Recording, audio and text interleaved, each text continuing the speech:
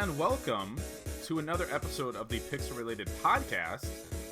Today, let's see, what is today? Today is May 24th. It is almost 2 o'clock Pacific Standard Time. You know what that means. May the 24th be with you. No.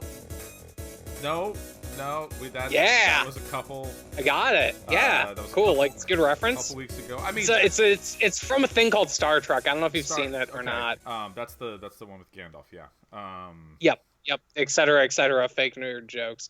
It's sort of like my fake jock bit where I'm like, I don't know what a football egg is, but then I actually don't know what a football egg is. What's a touchdown? That's a touchdown. I don't know. I once. Can you explain to me the difference between a 3-pointer and a 2-pointer in high school? Basketball. That's a callback to the pre-show that was not taped. Yeah, I don't know why anyone who's listening to this / watching this cares what time it is. Like, it's a thing that I do. Hey, it's Pixel Related Podcast. I'm your host, Kyle. It is episode 63, if I remember right, which I'm pretty sure I remember right. Joining with me today, we have the one, the only, Adam Kearney. Oh, that's a good setup. That's a really big setup. I don't know if I'm prepared. I'm going to be honest with you. I've had a very busy week.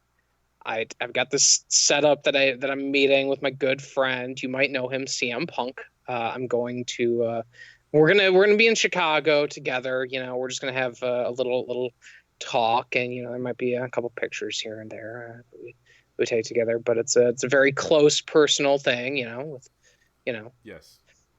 Yeah. Your close personal friend CM Punk. Yes. Yeah, my close personal friend CM Punk that I'm paying $90-something to do a meet and greet with. So right, yeah. Hey, he gave you the friend discount, but he still got. Yeah, that was on the DL. He's still got to eat. Look, those tickets were gone in a minute. So literally a minute. So obviously, we gotta be good friends if that's the case. Yeah, that's right. Yeah, you're out of here. You're off on your weekend of gallivanting, doing stuff that I don't understand any of what is, based on what you're talking on Twitter. Lots of abbreviations and anagrams. It is going to be a hell of a weekend. We spent this past week scheduling our honeymoon, which I think I've only mentioned on Twitter that I'm getting married in June.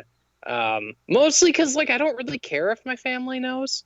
And my family is mostly on Facebook. So, but yeah, so we spent getting tickets to All In, which is going to be probably the biggest independent wrestling show, maybe in decades at this point, at the Sears Center. And then there's also a convention that is going on around it. I'm going to be doing yoga with DDP on a Saturday morning. After I probably have imbibed a lot of alcohol. Right, because I forgot that he started getting into really weird stuff post he totally had he does the yoga thing. Look, I've been on the yoga thing. I've lost 30-something pounds. It's no fucking joke. But so we're doing yoga with DDP the morning of this show. And then there's an entire convention going on there. We're staying at the hotel that the convention is happening at. So it's going to be an insane thing.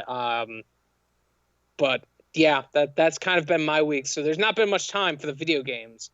Aside from the 40 hours or so of Stardew multiplayer. That hot new title from 2016? 2015. Yeah, hot new 2015. Yeah. Look, that multiplayer is really good. We're gonna have that community center finished before year 2. So I need to check that out. I have been playing a different game in cooperative play. Which we will get to later. Something like this, something really fun and family oriented and wholesome. We're trying to build a community together and it's basically Fast and Furious. It's all about family. It seems like it's the sort of game that you would just be building a community around. That's just trying to keep itself alive despite some very large circumstances, You know, some you things know, out of your control. you know what's I'm bizarre? giving you all the fucking clues to just pick this shit up and roll with it, but you're just not. You're like, nah, fuck you. I'm gonna leave you in this awkward spot. You know what's bizarre is how much. There's two games that we're talking about this week that I could transition to.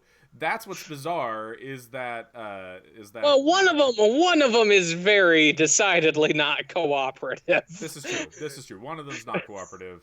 Um, this I guess that's a good point. But there are two games that feature really bad circumstances, and you're trying to build things and make a community, and sometimes you have to make hard decisions, and people will starve. And let's start off with Frostpunk though, because Okay, that's the older of the games, and sure. it's the better of the games, I will say. Okay, all right. Granted, I have not played as much Frostpunk as I would have wanted to, because did get distracted by other titles. So Frostpunk is a Steam game. It's a PC game that involves a kind of just hey, ice is everywhere. It's Snowpiercer. Like it's sure. yeah, there's been a calamity that has caused the world to freeze over. Yep. Hey, now we gotta live. Yep, and so your group of people is from London, where London is just a complete just gone basically, and so you go on this trek off into the mountains because the mountains is where the coal is, and you can burn coal and stay alive, and you come upon a generator in the middle of a crater that you can pour coal into and warm up, and so you build a community around this generator. Well, they make it a point that the generator was a thing that existed, and they just kind of left everybody in London so that maybe they could have a chance of survival. Right, Like there's yeah. that entire sea, but somehow you end up in the middle of a crater. I don't know how that, like, you just end up in the middle of this giant circle Yep. that has visibly no real way in or out. But okay. Ramps and Okay. or rope, Pulleys and levers and- pulleys and levers, yeah. But yeah, so basically, so you're in this very very circular crater / canyon with a generator in the middle, and the idea is you need to build a civilization, and it's really really cold. I think it starts out, the game is at -30 Celsius or -20 Celsius. I don't remember what level it starts out at. It's real cold. 20. It's 20. Yeah, then, 20 is the balmy days. Okay, yeah. So nice warm -20 degrees Celsius, which is something in Fahrenheit. I don't know. America's dumb. We don't know how to do metrics things. It's super cold. It's super cold. Yes, basically it's really cold. And you have to create a society, and so you have a bunch of people. Some are just kind of standard everyday people. Some people are engineers. They can do some more specialized tasks. But you kind of start out the game and you send people off to go collect coal and collect wood and collect metal because there's just a bunch of scrap lying around. And then eventually you can build things like mines, and you have to build housing for everyone so they're not just sleeping on the ground. You got to worry about people getting sick, people getting frostbite. There's a really, the only way people really get sick is they get sick and then have to be amputated, which is kind of weird. I mean, I guess I get it. Frostbite causes your extremities to go all black, and then you have to cut them off. But that's the only way people get sick in this game, it seems like. And that shit spreads too. Like that shit spreads real easily. If you're fucking it up. Yeah. Well, yeah. So the game is all about managing the cold, and depending on how warm it is, the game will tell you how likely people are to get sick, and it's very much a very top level, almost kind of Sim City, cities XL or City Skylines type of game where you have to build these structures, you have to manage resources, you have to manage the people, you directly tell what people go where, and you have to enact laws and acts that are most of the times like gray area, lesser of two evil type of things. Like, hey, there's no good choice. yeah. Well, I mean, Yeah. I think there are good choices. I mean, depending on how you look at it, like, hey, like they're kids, and at the beginning, kids don't work. You can then say, hey, yeah, so kids, we need you guys to work, but only in the jobs that are relatively safe. Or hey, or no, like we'll make a school and the kids can go to school, but then you have to build schools, and then the kids are not. They're just a burden on your society, Yeah, effectively, they're not doing anything because they're for not you. helping you in any way. And then, or you can go down a line and be like, oh yeah, no, kids, yeah, kids can do everything. Like they can do the crazy, terrible, like factory jobs, and maybe get killed. You can Yep. Yep. you can enact things of just like, hey, what do we do with people when they die? We can just throw them in a pit if we want to, because that's cool. Or you can actually have Because it's graveyards. cold outside. Like, and so it's like it's all of these things, and it goes along, and the weather changes, and it gets warmer.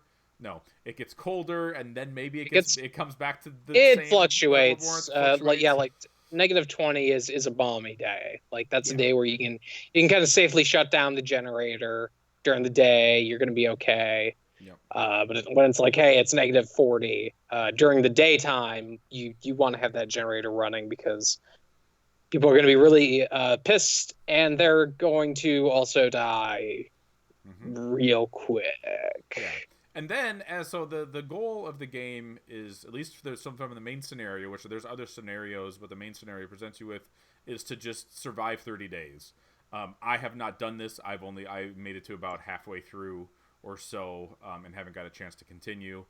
Adam, you similarly got to about halfway through, but it sounds like things were going pretty bad for your colony. Yeah, it was going really bad. Like by the end, it was like, yeah, no, all the kids can do all the jobs because I need those workers because these guys they're just leaving.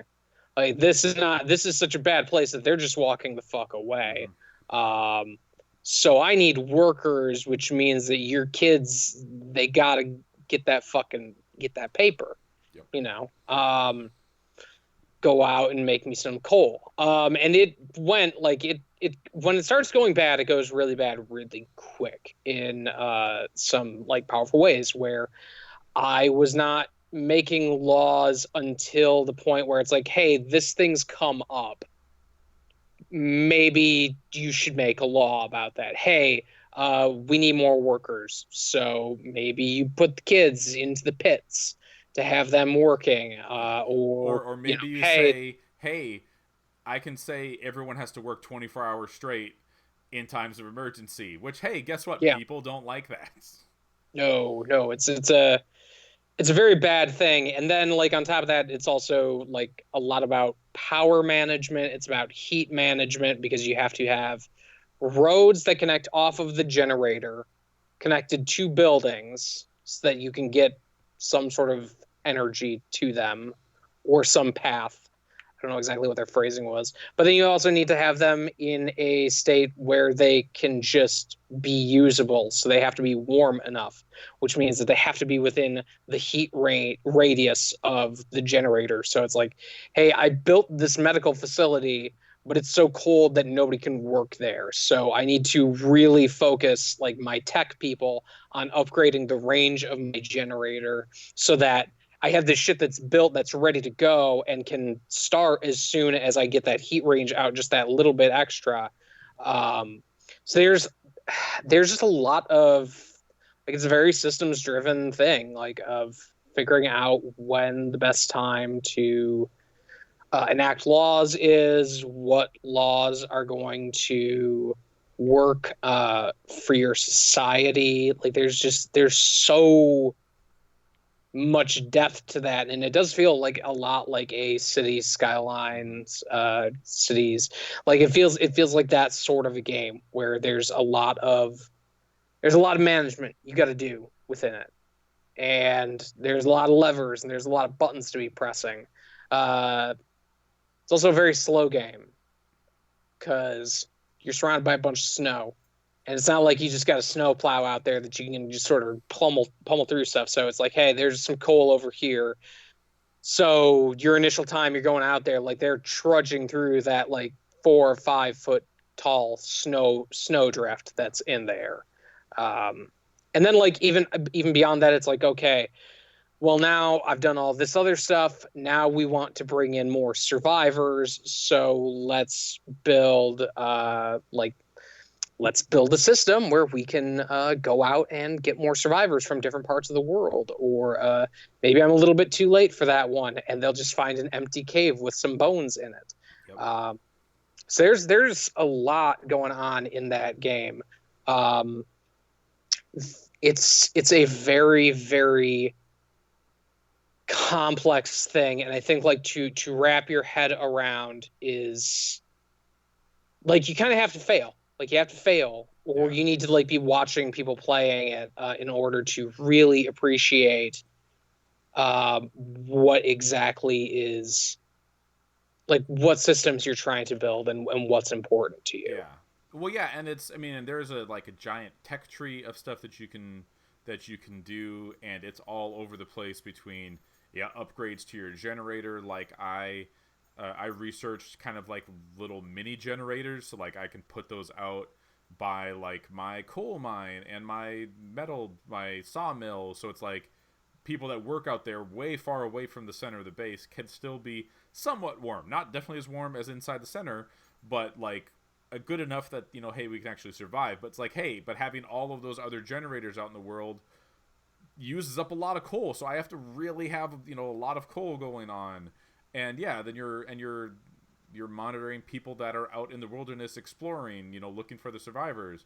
And then every now and then you run across some survivors, and it's like, should I help these people? Or like, that's a lot of mouths to feed. Like, I'm not doing great on food right now. Mm-hmm. Like, maybe I'm just going to say, no, you guys, I'm going to kind of just leave you guys to your death. I had to do that one time because I'm like, I don't think I can handle another 30 people right now. Like, I'd have to build houses. I'm already having food shortages as it is. Like, it's a really, really interesting game. And the game it definitely seems like a game that's built to play. You can play through multiple times, like at around like day 10 or 12 or so, it kind of presents you with a split of like, hey, so the people are unhappy. I think it's as you progress through kind of the story, which you do through exploring, people get very upset. And so they're like, hey, we're going to leave. And so you basically have to try to dissuade people from leaving.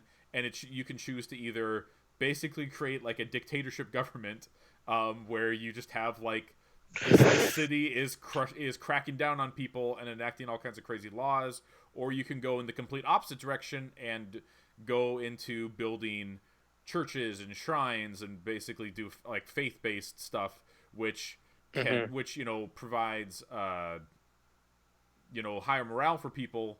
But then you're gonna have same thing. You're gonna have people that are going like, hey, like this isn't like great. We're praying at a shrine. This isn't helping us be warm. Like, and so like there's a different path with different technologies and different things to do based on what you select at that point. I'm sure once that is wrapped up, I'm sure there's more stuff that happens after that part. I have not gotten to that, so I'm not sure. Yeah. And then there's other scenarios that you can play through that give you different challenges and stuff like that. Like there is a lot to this game, and I found it incredibly addicting. Kind of in a strategy game like this, I found it going like, hey, yeah, I could just sit down and I'll play through one more 24-hour cycle and just kind of see how it goes.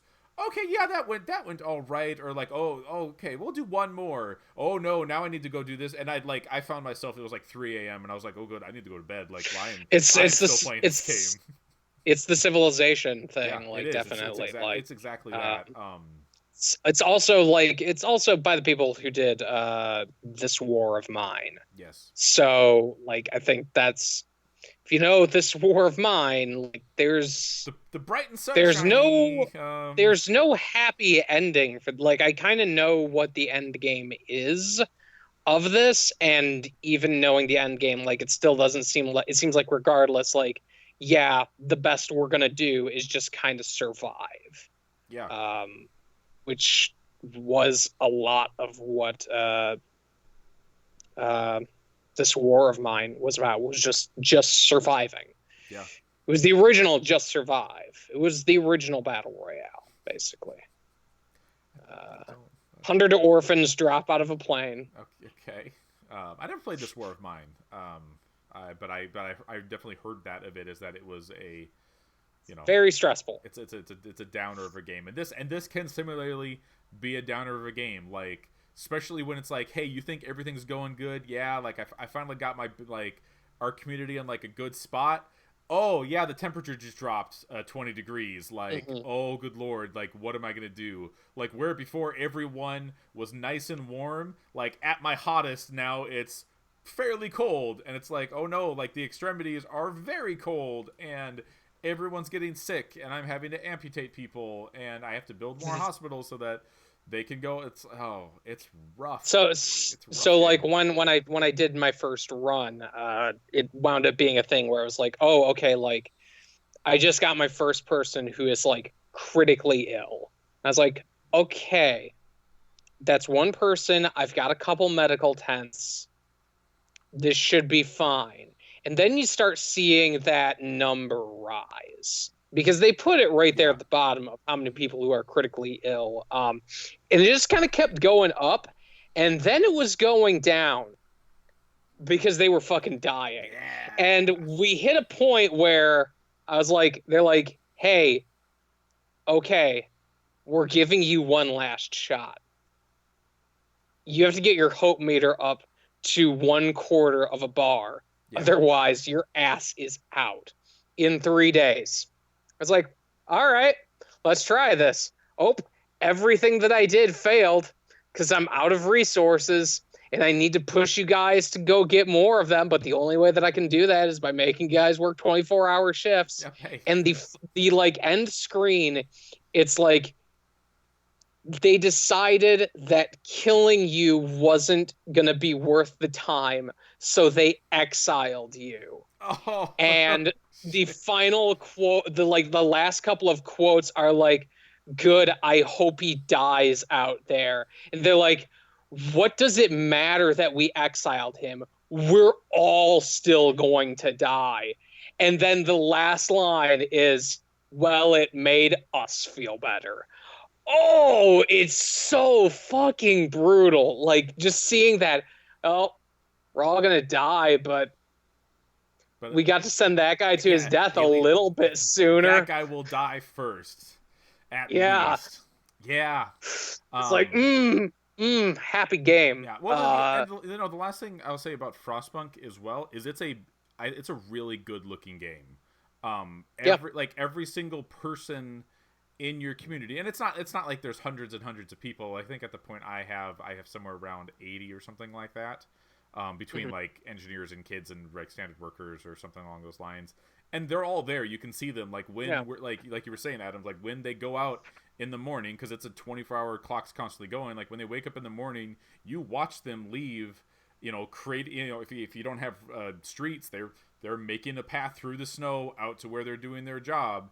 And and then overnight you'll watch as that snow slowly fills back in.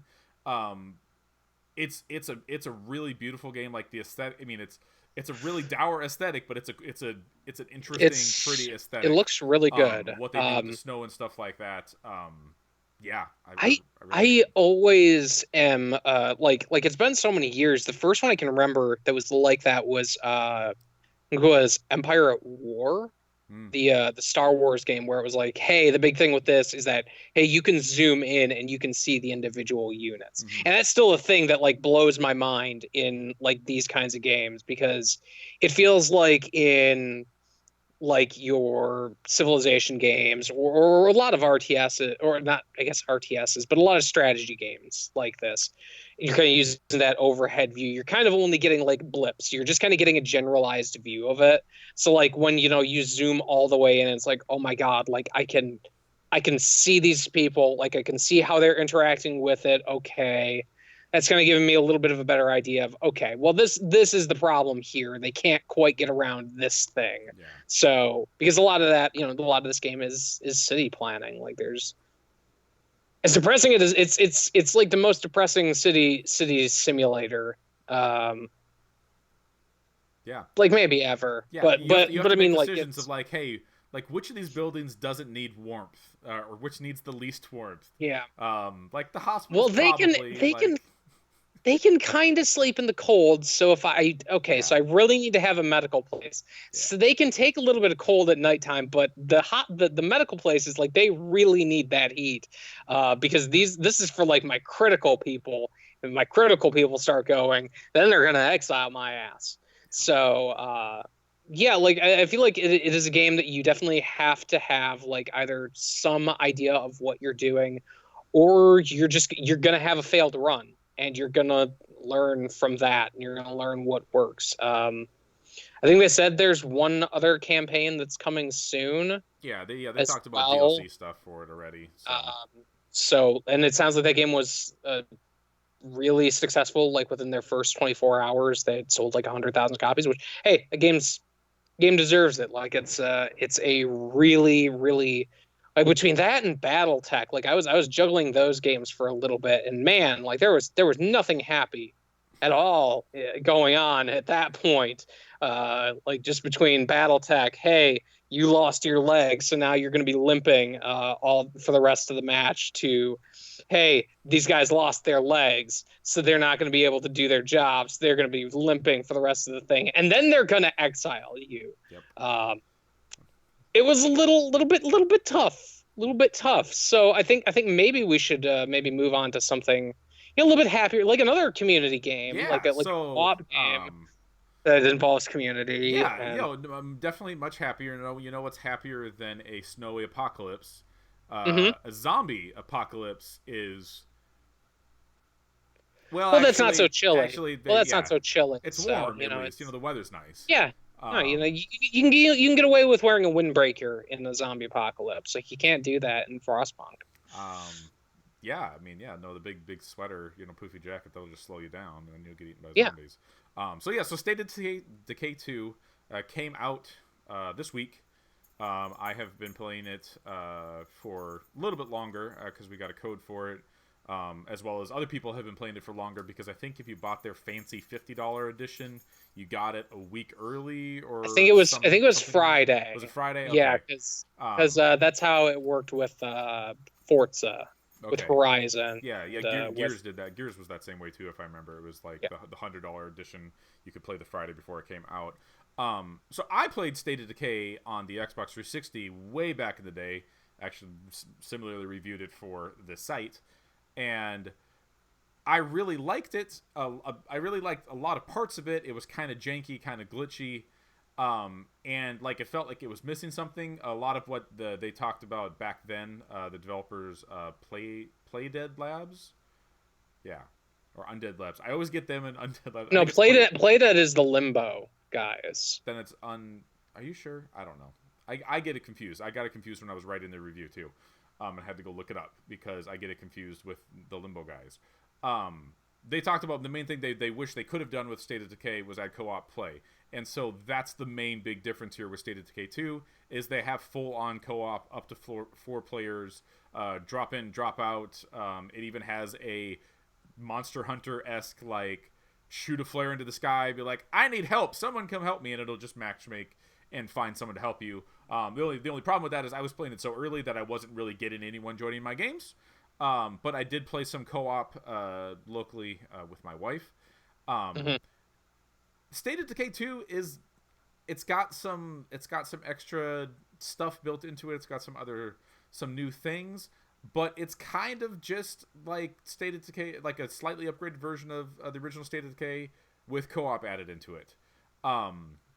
They didn't make like the huge leap like I would have maybe hoped. It's like the stuff that I really liked, the base idea of in State of Decay was like, hey, so it's a zombie apocalypse.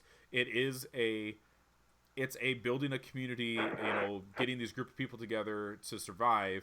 You're not playing just one player like in, say, Dead Rising or something. You can switch back and forth between any of the players and any of the people in your community kind of at will. And you have to, because after going so long with a single character, they will get fatigued and their total stamina will drop, or if they've been getting, attacked by zombies and whatnot, their overall health will slowly drop, so you can only heal up to a certain point. So you have to switch out so that they can rest and they can heal up. And the game is he sets in this big open world, and it's about going out and scavenging through houses and diners and gas stations and stuff, and you're just looking for supplies, and you're like, some are supplies that it's just like, hey, this is a weapon, this is a crafting part, whatever. You can grab that, put that in your backpack, and then you also need just large bulk items they call rucksacks, which are a big backpack full of food or a big backpack full of ammo, and that's the stuff you need to bring back to your community, because it, just like in Frostpunk, you're collecting resources that is slowly taken away day by day as your community uses it. And if they run out of food, they're going to start starving, they're going to start maybe leaving, they're going to start having fights with each other. If they run out of ammo, they feel like they're not going to be able to defend themselves, and then they might get overrun by zombies, and zombies are real bad. So it's kind of a mixture of like, hey, you're going out and scavenging, you're all doing this stuff. You can also build up your community. So the game starts you out with kind of a limited, like a small house with like a yard, and you can build various different things in your compound. Stuff like you can build an infirmary, or you can build a garden to kind of provide like a constant supply of food.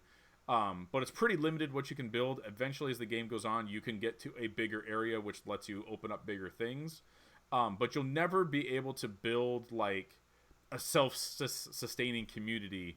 That's kind of what I, from the first State of Decay and from this State of Decay, like I eventually wanted to just like, hey, can I get like a big giant community with dozens of people, like almost like in, I don't know if you watched Walking Dead, they're season 3 or whatever it was, there's the city of Woodbury, where the governor is, and they basically created like a small town, everything fenced off around, everything's cleared out, no zombies, and they're kind of just living a fairly decent life.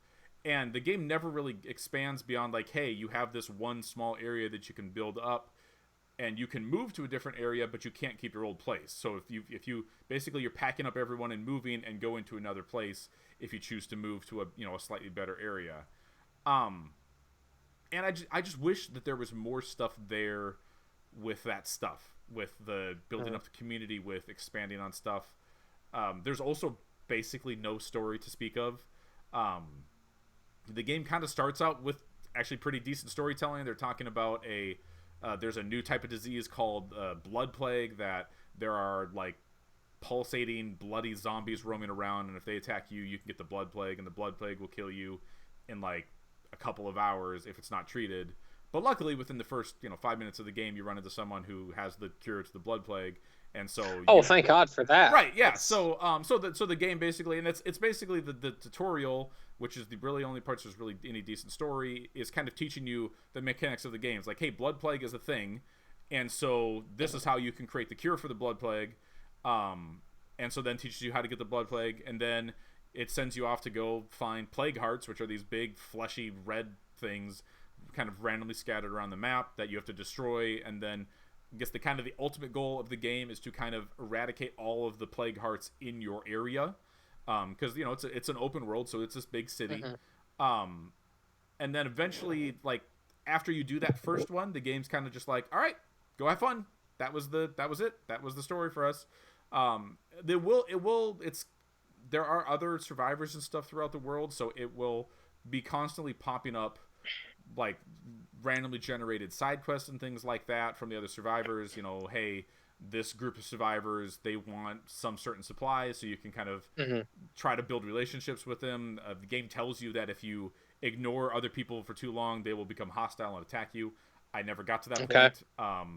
Because I was generally, yeah, sure, like I'll go get some extra food for you. My community is doing fine enough that I can spare you, a rucksack of food to earn your friendship. You can also trade with the other groups of survivors out there using a kind of, it's the same thing the first game did. It doesn't have a currency per se. It's like a bartering system. I think that's meant to be done like by favors. Like you earn influence points for like everything you do, killing zombies, giving away supplies to other people. Like you earn these influence points, and then you can spend those influence points to get other things. So I think it's kind of meant to be like a representation of like, hey, I rubbed your back, now you rub my back type of thing. Like, hey, I gave you, fancy jewelry. I have this much sway within the community. Yeah, it's like I gave you this stuff. I gave you this luxury item. and I got 75 points for it, and now I can buy bullets from them using my 75 points that I have. I sent you a picture of my penis. Please respond. Yeah, like that okay, sort of. calm down, Brett Favre. That's a football joke that you understand. Yeah, guy's dick was out. Yeah, and then and eventually, like if you as you meet other survivors, some of them will want to join your camp. I think in my game, I think I have 8 people in my community. Okay. And then eventually, once you do enough stuff with a single character, they will earn enough points to become. So they start as a recruit, then they become a citizen as they contribute more to the community, and then eventually they become a hero. And the heroes have a special ability, and you can elect a hero to basically be the leader of your community. And when you do that, that opens up kind of the rest of the story that kind of wraps up the actual quote-unquote campaign. So my character was, after I ranked up to hero, she was a sheriff. And so she is basically playing sheriff in the area. So other communities are calling her over to settle disputes. The first one I did, someone was murdered. And so I had to go investigate, like, oh, the murderer escaped over here. You go track him down. He says he didn't do it. You find the his gun. It's clearly not the murder weapon. Come back. You have to actually bring the real murderer to trial. Other ones, it's just like, hey, these people shot at me while I was trying to loot this store, and then you have to go decide, like, yeah, don't go into their area, that's not cool, or like, hey, don't shoot at him, he's just trying to survive. Like, you're kind of you're playing sheriff and you're playing mediator, all these people. I haven't gone through the complete end of that, but that's really all there is to story. It feels like those are at least scripted with like actual voice acting. A lot of the other missions are kind of just seemingly randomly generated. Okay, and they're fine, but it is what it is. I mean, the real hook of the game is running around collecting resources. The combat feels really satisfying.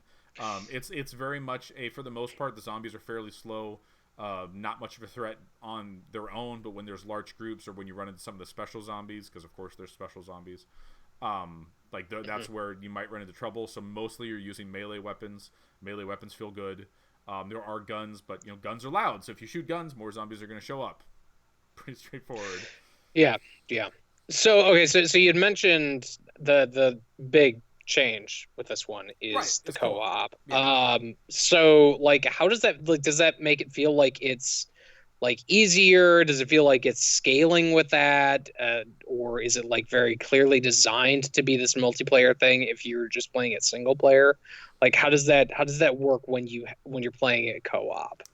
So basically, I think the game works fine either way. The co-op is well designed, so I mean, it's basically the person who is the host, you're in their world. So if you're the host, people are joining you, they are in your world. Any supplies that they collect, they can take back, like they put it in their supply cache, and then it goes back to their community. Any of the rucksacks with the actual life-giving resources, they contribute that to your community. But when you're playing in another person's game, your supplies don't go down. So it's not like, oh, I'm off playing an Adam's game and now I got back to my game and everyone's out of food because I was constantly running it down. It's not like that anymore. So like, it's pretty well balanced that way. I don't feel like the game doesn't ramp up or ramp down. It doesn't seem like playing in co-op versus playing in single player. Like, it seems like pretty much the same. Same experience. Yeah. And the game does a smart thing, like some other, co-op games have done. Like, when you go in and you're looting a house, you're not fighting over the same loot. Like, my loot will be highlighted blue, and that's the stuff I can touch. And then there are other stuff that will be in there that is yellow, and that's something that the other player can touch. And so, like, you're not fighting over loot. Like, the loot you get is your loot, but you can still drop stuff and trade stuff. If you pick up something that this is a modification for our base. I don't need this. I already have this. You can drop it and give it to the other person if you want to. But you're not fighting over loot or, like I always think of Borderlands when it's like, oh, great, someone opened a loot chest over there and all the good guns are gone except for this, like, crappy green pistol. Awesome. Like, yeah, it's not that at all. Like, that was worth my time. Yeah, if you pick it up and you like that thing, that's fine. You just keep your mouth shut, whatever. It doesn't matter. The other person can't touch it anyways. They're not missing out. And then the game also rewards you, like, for playing in other people's games. The more influence you earn while you're in another player's games, when you're in another player's game, it actually gives you rewards when you exit the session and come back to your own game. Like multiplayer bonuses, basically. The more you do, that levels up and gets you better rewards. I think the co-op adds a decent bit. It's still not the same. Like you're still playing separate games essentially, because you are there, contributing to their community. You're still controlling your characters from your community, so you can your guys still get fatigued, they still get injured, you still have to swap out between them, but you're swapping out between your guys, so you're still leveling up your guys and earning stuff for your community. It's not like a game where it's like, hey, it's a full, like, I'm gonna get together with 3 other guys and we're gonna do like a full co-op playthrough. We're gonna be like all 4 members of the community, and I don't even know if that would necessarily work, because if you have a community that's only 6 people, you couldn't have 4 of them couldn't be used all the time, because they would get tired, they would get injured, like, right. There's no time for them to do. So it kind of has to be this way. I think it works well. Like I think the co-op adds that's one of the things that original game was missing, was the co-op. But that's really the only thing they really changed to the game. Like the Blood Plague stuff is different, but the game, like I said, kind of starts out pretty easily. Like, hey, this is how you just deal with this thing. You can make a cure relatively easy, unless you ignore it and it goes really bad and everyone else gets infected, which the game tells you is possible. You'd have to be pretty dumb to ignore that stuff. Mm-hmm. The game's also really buggy, which was the other problem with the first game. It feels like it's an early access game, which is just bad. 2 for 2 for Microsoft this year, then. See, Sea of Thieves wasn't buggy. It was just lacking in content. Yeah, it was lacking in content. This has the content. The content is there. Like, yeah, it doesn't have like a super compelling story or anything like that. But that's not what this game is about. Right. It's a really buggy game, though. And some of them are just dumb stuff, like playing multiplayer. I've watched zombies kind of skate along the roads in a T-pose. That, whatever, like, that's dumb. And okay, that's silly. That's silly, jank. Yeah.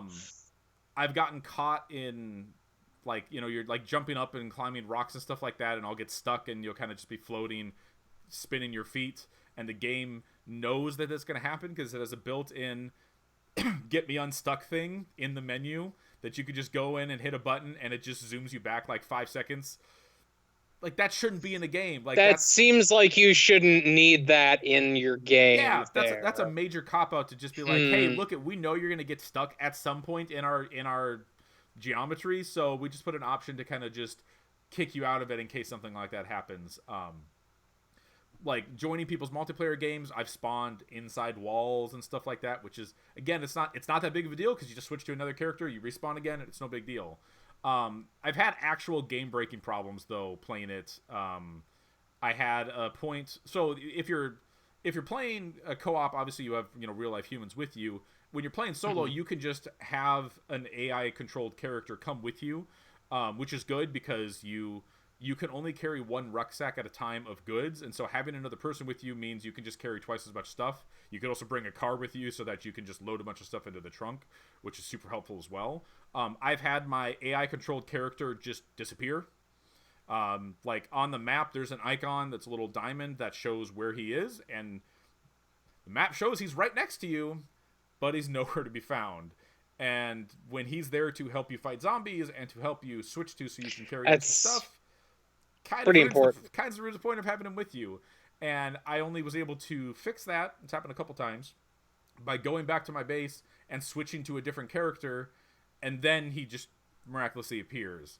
The randomized nature of the game is also a constant issue, where I was doing a mission where the group was trying to set up a still so they could brew alcohol, because, alcohol will probably get you through the zombie apocalypse all right.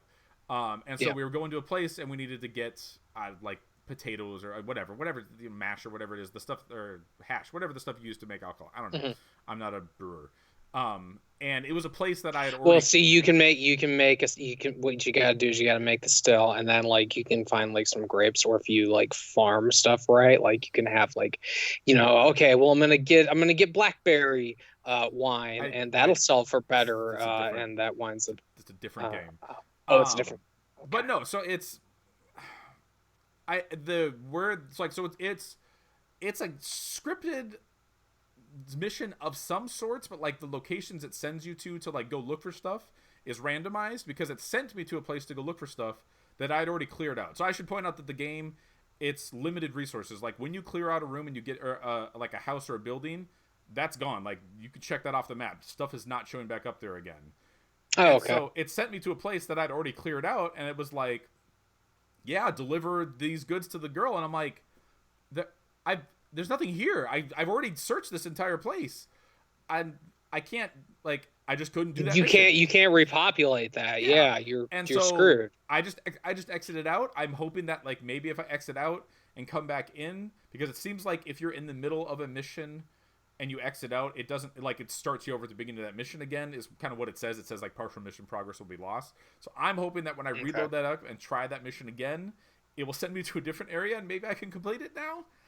Yeah, maybe RNGesus will, like, help you out with that. That's really basic shit, though, that you should have worked out. Like, so it's, you know, and like I said, so it feels like it's a early access game, and yeah, it has some kind of, like, not like, oh, I completely have lost this save, like I can't do anything more. I have read some things online of people saying, yep, I basically have now, like, I saw one review where they said they got launched hundreds of feet into the air and then came down and then obviously died, and this game is permadeath, so if that character's dead, he's dead.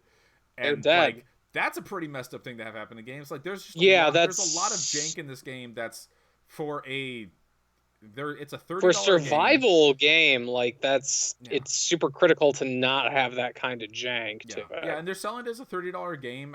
There is retail releases. I don't know if the retail release is the $30 game or just the $50 super fancy version that comes with extra stuff. But it might be both. But yeah, it just doesn't feel like it's ready to be out. And this is Microsoft's second of their, hey, all of our games are going to be free with Game Pass game that is a disappointment.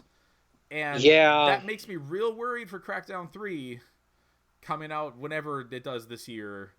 Like, worried for Crackdown 3, worried for whatever it's going to... Was it Gears that got leaked?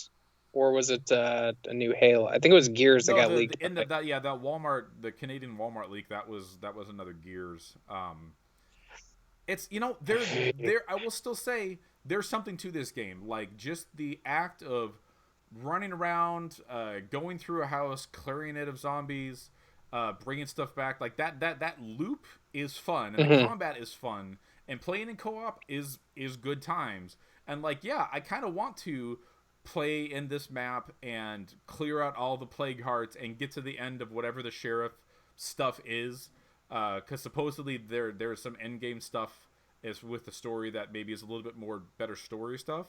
But it's, you know, it's kind of one of those games you gotta take the good with, you gotta take the bad with the good.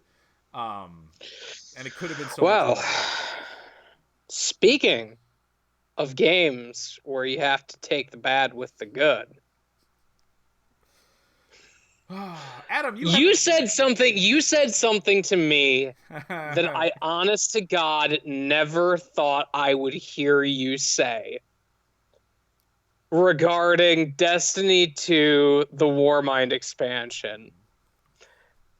I don't know what the context is. The thing you said to me is fucking insane to hear from you of all people.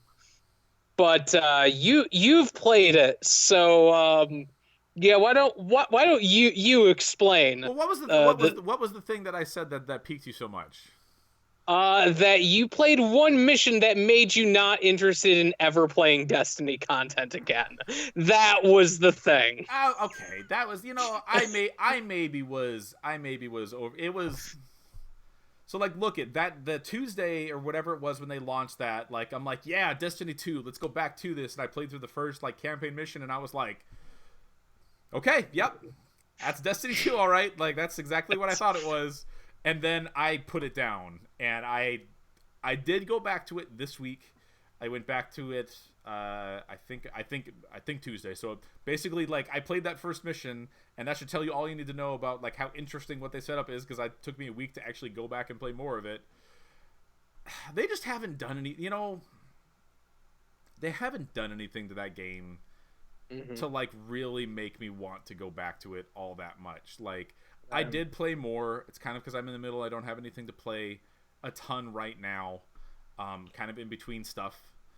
And so I did. Well, but like the fact that you're saying that, like, I think says a lot, because like before it wouldn't be like this. It'd be like, yeah, of course I'm playing the Destiny thing, because the Destiny thing is what I'm looking to play. Yeah. And now when you said to me like, yeah, I played the Destiny 2 expansion because I couldn't sit down to play Frostpunk, like that was kind of telling as to where it seems like you are falling on this current state of Destiny. So Curse of Osiris, the single player, or the not single player, the campaign stuff they did, the story stuff they did for that was pretty bad.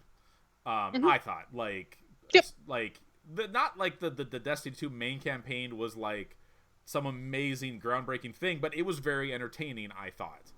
The Curse of Osiris stuff was meh, like whatever. I think this might actually be worse.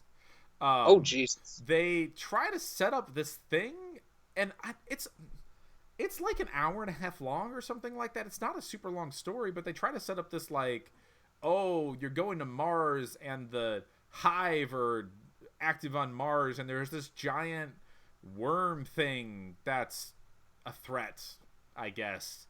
And the sleeper has awakened, and the spice must flow, etc., etc., etc.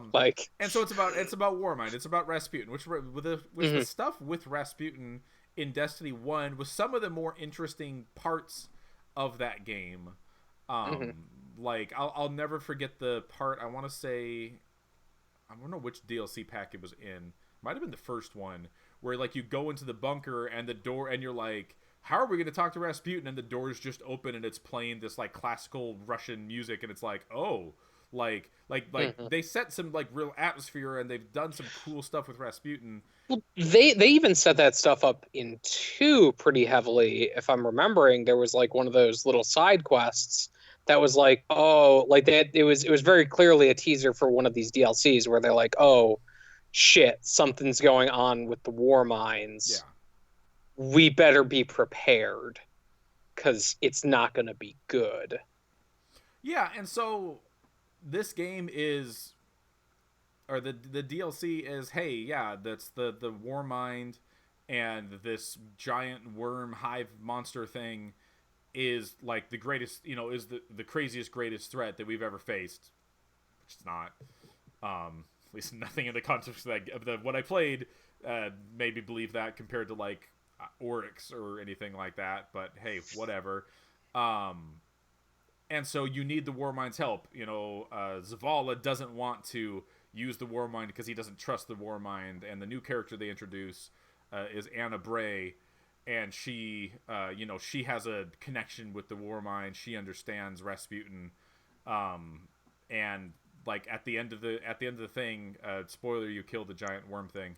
Oh fuck, dude! You can't just be dropping that shit. I will say that the boss fight is at least something different, like on a scale of something like similar to like, yeah, like I think of like the boss fight in the Taken King, which had some echoes of stuff you eventually saw in that raid. Like that was a unique boss fight, something you hadn't quite seen in Destiny, and this is kind of the same thing. Like it is like, it's basically a giant Thresher Maw from Mass Effect, and so you were having to shoot this giant thing that's hundreds of feet long, in the mouth, and you have it.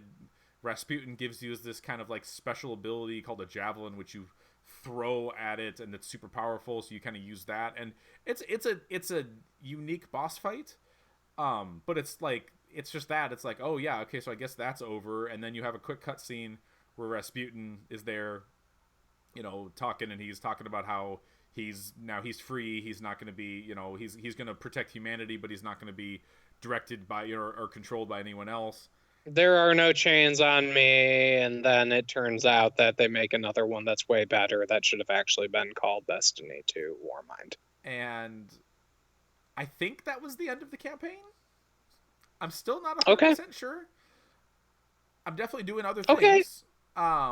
But I think It's that just was the like end of this side mission campaign. stuff, or Yeah, is there like so that's the stuff that I'm actually, once I completed that campaign, which was kind of a blip, like didn't really do much for me. It does kind of open up some stuff. The actual area of Mars is cool. You get access to that like after the second mission of the campaign. Um, and there like it gives you because some interesting like new weapons, and those weapons are really cool. And there are side quests associated with the weapons of, and it's some of it's grindy stuff. It's like, hey, use this weapon and just go kill tons of Hive and tons of Cabal, and something will happen. I don't know, I haven't done it yet. Something will happen okay. when you kill this. It's probably unlocking more weapons or something like that. Like it's like Probably, they yeah, have. probably some kind of an exotic, yeah. Yeah, like I mean, I think the sleeper stimulant is back in this DLC, so I'm sure one of those quests leads to that. Um, as you're going around and doing like the side quests and patrols, you're unlocking like access code things, and those open up chests that there's 45 of them around the area. And they're all kind of named, so it's almost kind of like, I don't know if you ever did any of the kind of more puzzly like quests in Destiny 1, but it's hinting back to that stuff a little bit. Mm-hmm. Where it's like, hey, this fragment that you found says Tyranny's core arch, and so you have to like look at the map and be like, okay, where is this in here? And then you go there, you find this kind of floating thing, you open it up, you get a bunch of stuff, and there's 45 of those. So it's like, clearly as you're getting this and combining these, you're going to kind of be going on like little hunts all around. That's cool. Like I that feel like stuff there is was interesting. there something like that with I feel like that was maybe in Rise of Iron. Well, There was something like that with there their no, quests. there is a thing like that in Destiny 2, that Cade, like you can buy things from Cade and he will be like, hey, here's a location of a chest. It's Okay. in this dark place, blah blah blah, and then you have to go find it. But those, Okay. what you got out of those sucked. Like there's nothing interesting you got out of Yeah. those. And maybe that won't be the case with all of these, but I feel like the first one I got some good stuff out of it, as well as it was part of what feels like an exotic questline or something like that, was to do the first one of those. Um, so I mean, I feel like what they've added on to like the end of that campaign is at least compelling enough to me that I kind of want to see where that stuff goes. Those, even though what you're doing is kind of grindy, like that stuff is interesting. It's a new place, so there's new adventures that you can go on, and those give you guaranteed loot. I will say I've been kind of annoyed that, so the light level cap prior to this was 330, and then you could get to 335 using the mods. Mhm. And with this one, I think the cap is 80 or maybe 75, 80 with mods, but the purples seem like the legendary items seem like they stopped decrypting after 240 or 340. So it's like I got up to 345 really quickly, and then I guess the rest of it is just going to be a grind, which seems That's way too long. that's really well. There was like definitely a period with two where it was like, okay, I'm at like 250, 260 now. I got to do the grind, but that Yeah. it seems like it's a way larger grind Yeah, there and that's a big between the, gap. the differences. And the thing that's annoying me is, so the two main things they added for this DLC, the stuff that I will actually be interested in, is the escalation protocol, which is this public event-esque thing. I kind of described it to you as like, it's kind of like Archon's Forge from Rise of Iron, where you're just kind of out in the world, and one person just starts the event. You don't need any type of consumable or anything like that to start. You literally just walk up to the thing and hold square, and it starts the event.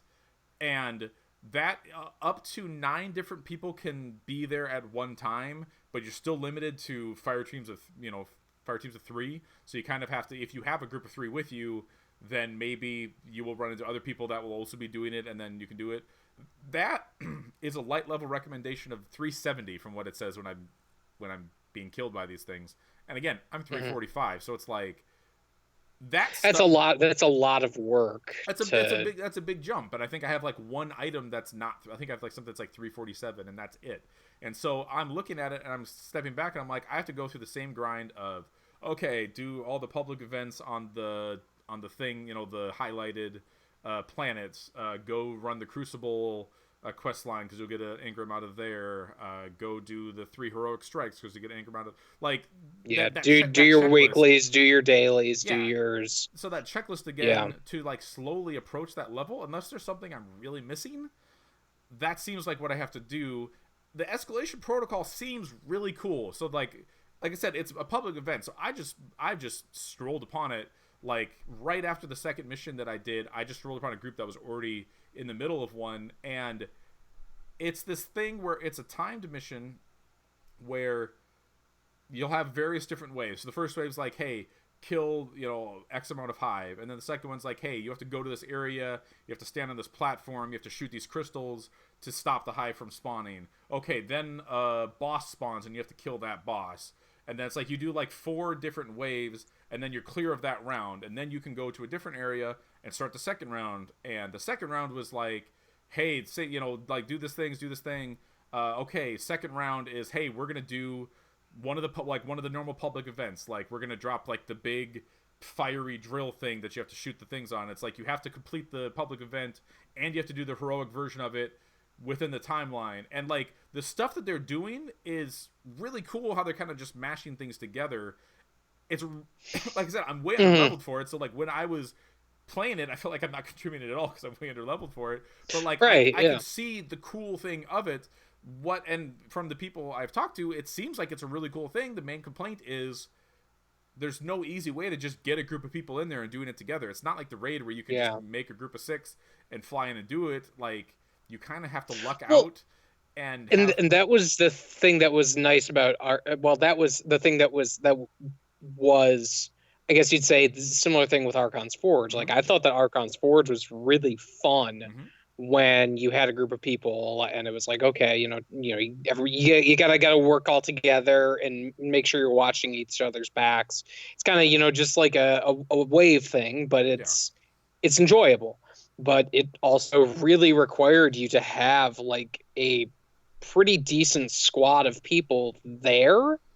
And I think like I saw like some people were saying it's like 7 people is like what you need at least for this in order to make it work. I'm sure it's so the most we got to that second round, and we the second section or whatever, and we didn't complete that. So that's the farthest I've gotten into. Definitely seems like it's like, hey, if you got like 4 people or so, maybe you probably get through that first section no problem. And you probably need more people or higher level people for the like it escalates. Hey, escalates. What do you know? Right. Yeah. So that's what it seems like it is. And I've been reading stuff online of people complaining about, like I'm getting like when I'm playing, I'm getting messages all the time of like, hey, can you invite 2 of my friends to join your party since you're in the same instance as us?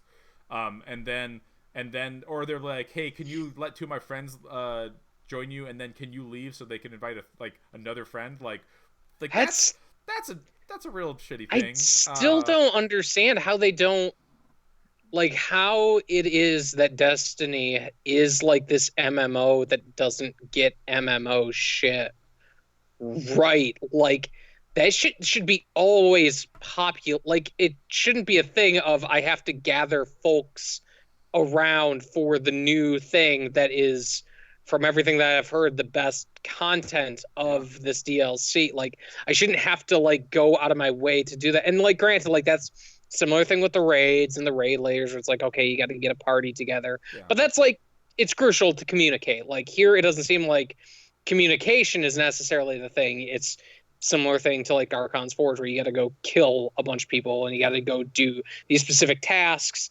but it's manageable without using voice communication.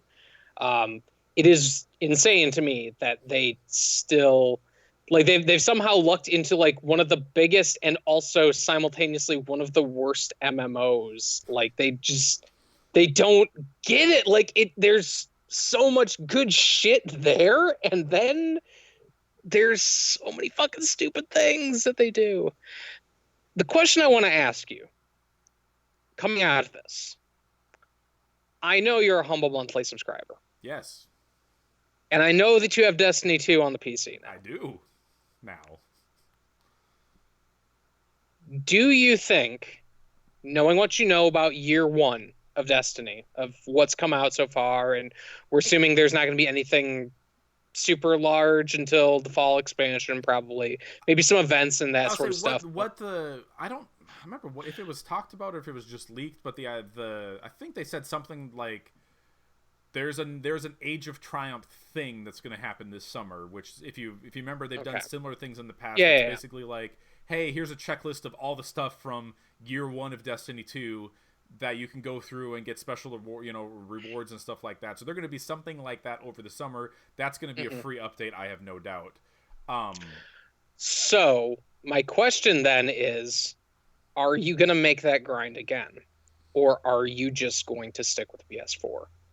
I don't know. I fired up Destiny PC prior to this DLC coming out, and I played through the first like 2 missions, and mostly just to marvel at the 60 frames per second and it's really nice. And the actual mouse control, making it's really good.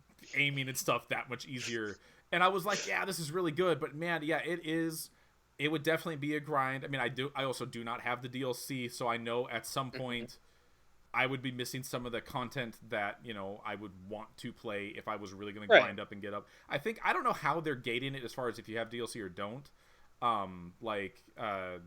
So by the way, Robbie's in the chat and he's saying that all of the leveling up is based off of the milestones and like doing raids and stuff like that, which is, again, that is kind of disappointing. But I don't know. I don't know if you have the DLC, if you can still get all the way up to 380 or whatever the new max is, or if you're still stuck at the older light levels. That's how Destiny 1 worked. Like if you didn't have the new DLC, you basically couldn't. You were screwed, yeah. Point. And it seems like they're more open about it with Destiny 2, where it's like, hey, everyone's getting this chunk of content. Like all it's not surprising, but like, hey, all the Eververse stuff is anyone can buy that stuff, with real money if you want to. Do you want to buy these loot boxes? We will let you buy these loot boxes. That's how generous we are. And I think that's the same thing with the like actually like leveling up. Like I think if you do the milestones and stuff like that, you can still get up to the next level if you want to. But I guess we'll see. Like there is still the thing of, hey, the PlayStation 4 still has exclusive content. One of the strikes that came out with this DLC is exclusive to PS4, and I haven't played any of it yet. Apparently, the strike that's exclusive to the PS4 is the only one of the strikes that they added that is like actually a new area in the game that you haven't been to. The other 2 strikes are basically retread missions from the campaign. Which that doesn't bug me because the way that this game is laid out, you can't really go back and play through those campaign levels. So like you're still going back, you're going back to an area that you've been to once. But that So yeah, so I mean like it still seems like PlayStation's probably still the best way to play it. So you mean next May anybody who's not in the PlayStation ecosystem will be able to finally have a strike that's not in one of the old zones. Basically, well, no, I think it's on Mars. They're on Mars still. I think they're just parts from the Mars campaign. So it's like, hey, you've been through this area before, even if it's just in the Mars campaign. Where the other that's still not good. Well, it's like isn't it? Was it in Destiny 2 or was it in Curse of Osiris? Like one of the campaign levels had you going through the pyramid thing. That is one of the big strikes. Like it's like Okay. The Infinite Forest thing. Yeah, the Infinite Forest thing. It's the exact same thing. Like this is not the first time they've done it. Hell, in Halo Reach, all of the multiplayer maps were parts of that campaign. I think it was Halo Reach or it was Halo 4. It was one of those games like. They basically, like, rather than designing new maps, or rather than designing, like, actual campaign levels, they just took the multiplayer maps and just put them in the campaign. And I was like, you know what? I get it. Like, that works fine. Like, whatever. Like, if that helps you hit your budget or whatever, like... If that's what we need to do, okay, fine, yeah. But... I think that was Halo Reach. Yeah. I don't know. We'll see when it gets closer, because I've always kind of said, like, hey, if I'm going to switch to PC, that's probably going to be in the fall. Like, I'll buy the whatever the new expansion, and there's probably a version of it that will come with the previous year's DLC, or maybe the previous year's DLC won't matter anyways, and so I could just get the new expansion. Well, I guess we'll see, but I do still kind of worry that like I might be missing out on some of that stuff by having it on PC rather than PlayStation.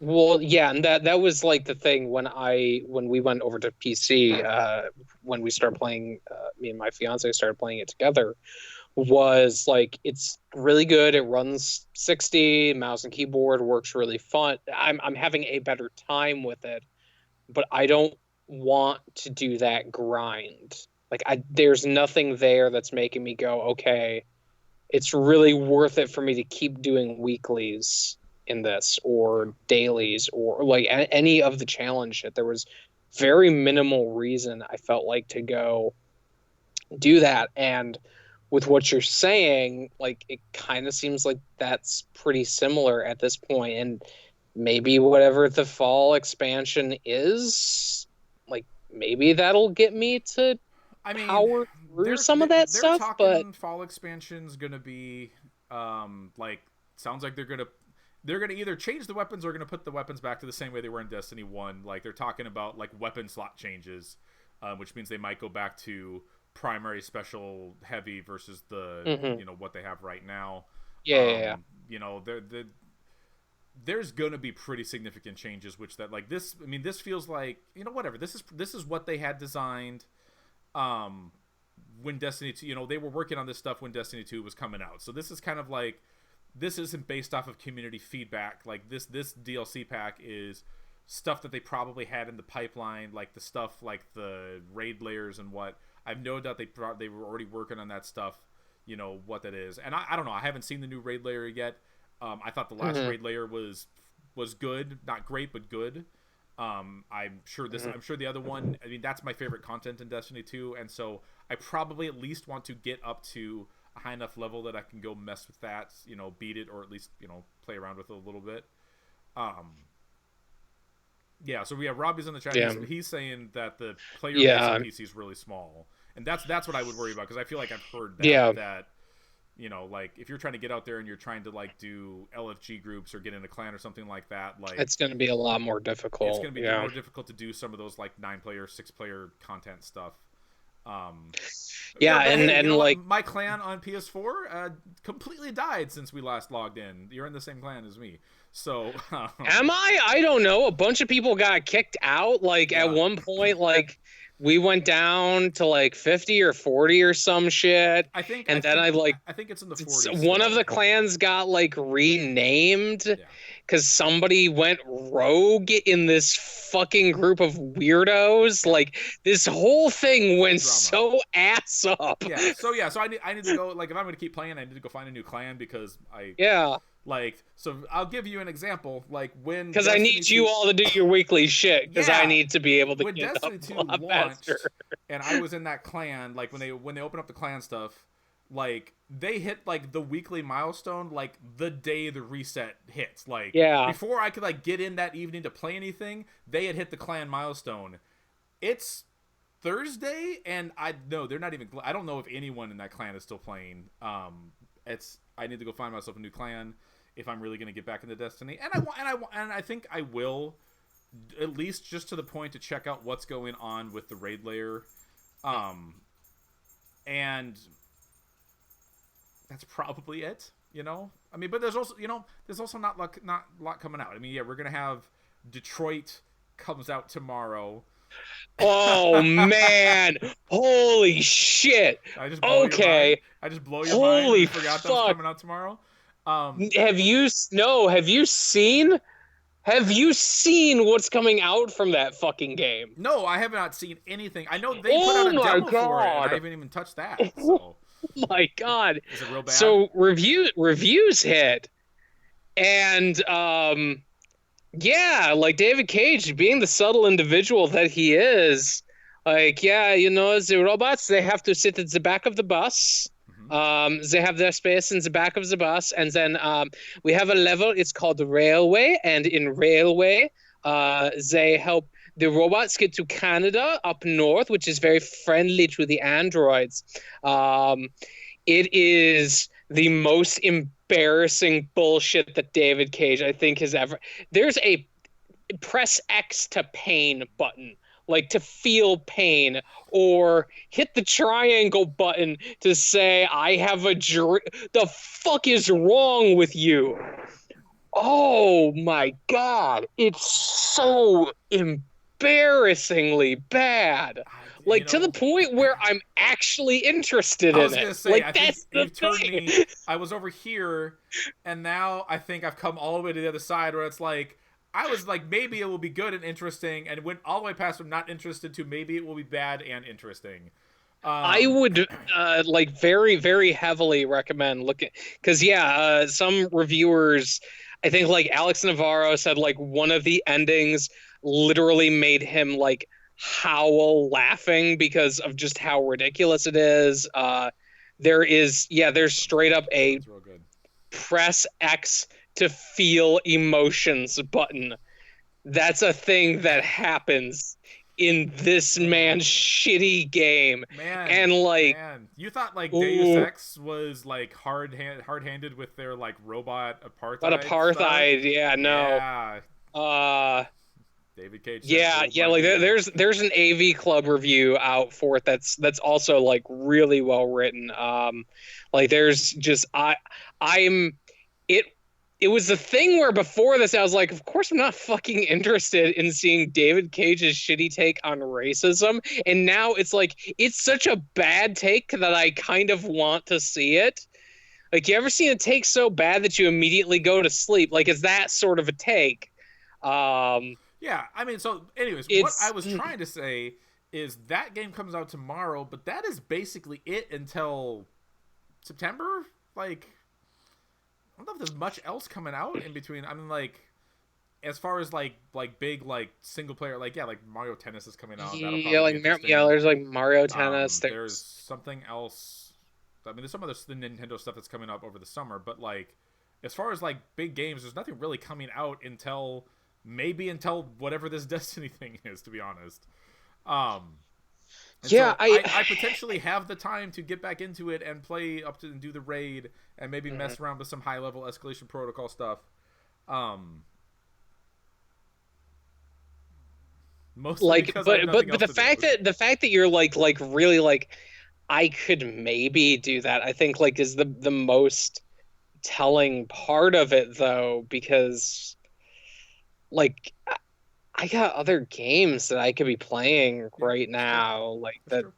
like just seem like they're better and they're more enjoyable multiplayer. Look, I've still got shit that I could be doing in Monster Hunter if I really wanted to play a multiplayer I thing. burned out a Monster Hunter I real hard when it like that I fell off of it, but that end game is so grindy, like it's so so grindy. grindy. Ugh.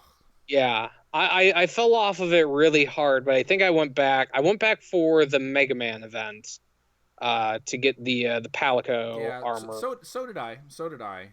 But like I've gone back for like a couple of those events, but like not like I haven't done that like big 16 player raid one because no.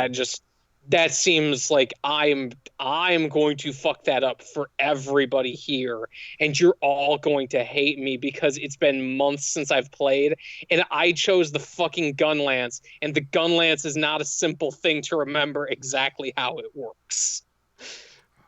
Yeah. Although Yeah. there is going to be that Switch port of Ultimate, That's which I'm actually probably going to play that. that sounds that's probably a bad idea. Like you're used to the Monster Hunter that was quote Yeah, it's the unquote old streamlined. Like it's the old janky ass Monster yeah, Hunter. don't do Let's that to get that yourself. jank up in there. Don't you don't want to go too jank, you know. I don't know. Hey, you know, we're wrapping this show up, but I know you saw that they announced that they're remastering all of the Yakuza games.